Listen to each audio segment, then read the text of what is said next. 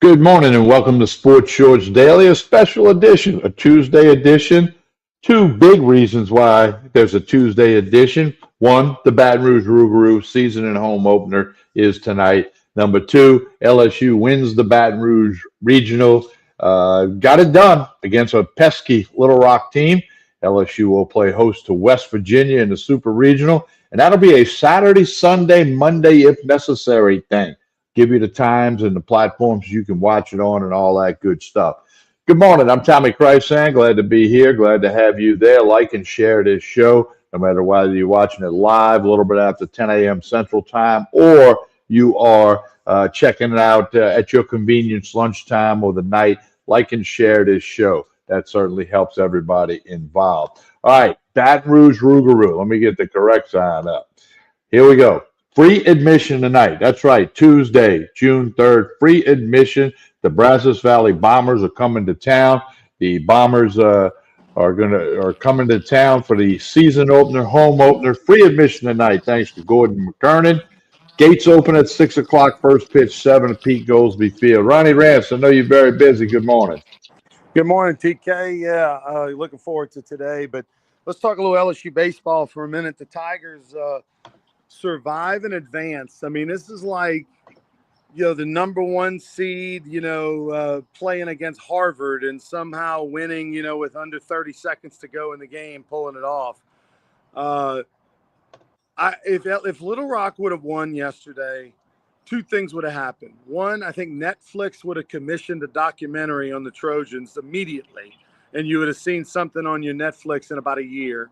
Two, the world would have crumbled here in Baton Rouge. I mean, think about it. Vanderbilt's the number one seed. Texas is the number two seed. They lost. But in Nashville, life goes on. There's a lot going on in Nashville. Nobody really cares about Vanderbilt baseball. It's just a niche little thing for a couple thousand people a game to go to and for some people to have pride in the community. Texas is a little different, but, Texas Stadium only holds 7,000 people. Like, there's a lot of stadiums. I mean, UL holds 5,000. You know what I mean? Like, there's a lot of people that do 7,000, in a stadium these days. And there's a lot going on in Austin. They got a homeless problem. There's a lot of things they got to worry about besides, Texas.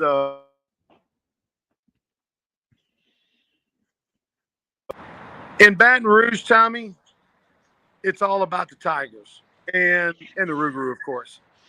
And if LSU would have lost, even though they won a national championship 2 years ago, there'd be people not happy. There'd be people calling for change. There'd be people just losing their minds today. But instead, 1 o'clock Saturday, we got a regional against West Virginia. And one of the, if LSU could ask for a path, they'd want to play Saturday instead of Friday to get Ianson an extra day's rest. So obviously Anderson will go on Saturday. Ianson will go on Sunday. They'll play at 5 o'clock on Sunday. So it ended up working out perfectly for LSU. And you got to believe at West Virginia, albeit impressive, they went and won the regional at Clemson, beat an SEC team, big comeback against Kentucky in the championship game. But LSU is going to be a giant favorite, and hopefully they can hit the reset button, and hopefully Jared Jones, after that big home run, will be able to hit the reset button. I'll tell you, Ronnie, watching both last night and the night before kind of reminded me of those last couple of years of Les Miles football. You were watching it, you were just hoping something didn't go wrong. You were hoping something good happened. You're hoping you got that lucky break. You got the, bounce of the ball. It's fair instead of foul or vice versa. But, you just got to give a lot of credit to Little Rock, and Chris Curry. That team's going to be around for a while. They're going to compete. They're going to make noise. But LSU got it done. I agree with you. I don't know what Baton Rouge would have been like today, South Louisiana, if they would have not been able to come back and beat Little Rock. And, wow, got it done. And so now, just kind of like we said yesterday, you forget Sunday night. Well, now you got to forget Monday night. And you got to get ready for a good West Virginia team, set a school record for wins in a single season. So, and it will start Saturday, 1 o'clock, main platform of ESPN. TK, how about the pitching performance that we had last night by Case and Evans? I mean, 6 scoreless innings, 12 punch outs. Only had 2 or 3 walks. They came at the end when he was getting tired, or well over 100 pitches. I mean, for a guy who I believe is going to pitch in the major leagues as a setup guy, closer type.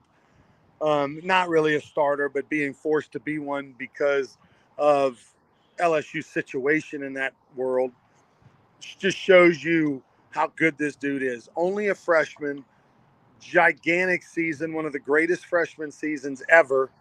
And I mean, if he doesn't give them that pitching performance, they're down 5-1, coach. And if he doesn't give them that pitching performance, if they're able to tack on just a couple more runs, a running, over the next 6 innings, I don't think LSU's got enough juice left. And Kason Evans is the reason LSU won that game. He did so well. He was able to stick around and just kind of give them an opportunity. And then finally, all those talented players, and then you had talented LSU players going against a worn-down Little Rock bullpen, and we saw what happened. Yeah, you can hang your hat on Kason Evans. He certainly stepped up. He emerged. He did it when you had to do it. You had to get it done. No choice there. If Little Rock expands their league, like you said, is there enough juice? But hey, he sparked the whole team. He sparked the stadium. They started getting into it. The fans were great. And hey, tip your hat to him. Kind of like, what was it? Thatcher Hurd stepped up in Omaha a couple of years ago. You got to get that kind of stuff to happen. We know Evans has the talent. Probably going to be the Friday night guy next year if I had to guess today, but we'll worry about next year. But, hey, bottom line, LSU wins the Baton Rouge Regional. Give credit to Little Rock. And don't worry, those guys will be around in the future. And now you get ready for West Virginia Saturday at 1 o'clock. By the way, Jay Johnson was one of the all-time gutsiest moves.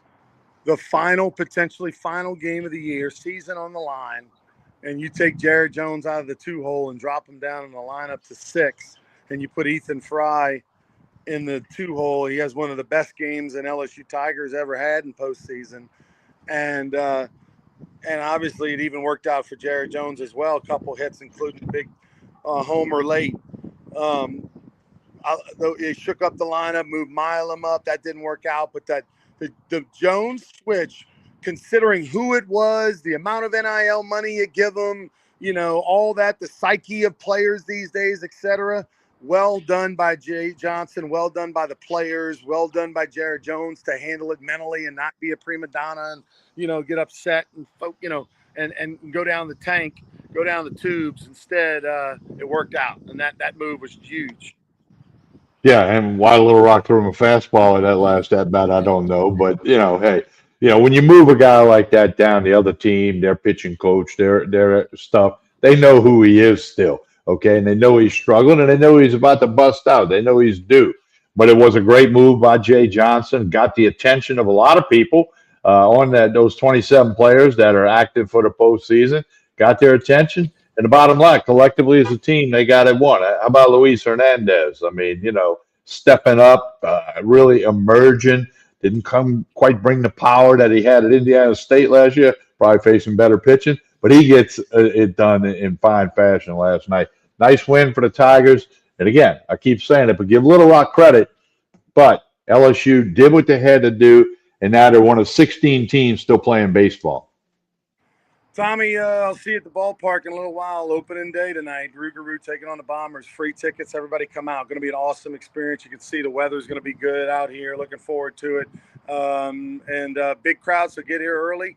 6 o'clock gates, 7:05 first pitch. You want to get here before 7:05 because you got a lot of cool festivities going on beforehand. And we look forward to seeing everybody tonight. Thanks for all the love. We had a great turnout yesterday at our press conference. Thanks to WVLA and WAFB for coming out and covering us, as well as Matt Moscona of Guaranty Broadcasting as well. So we'll see you at the ballpark, TK. Look forward to talking a little LSU baseball with you on Friday for more Sports Shorts Daily. All right, that'll do it. Don't forget, free admission tonight, thanks to Gordon McKernan, attorney at law. Gates open at 6 o'clock. Get a line going out there, okay? Baton Rouge, Rougarou, get the season going, get the home schedule going. Also, home tomorrow night. Don't forget that. Home tomorrow night, then they hit the road for about a week.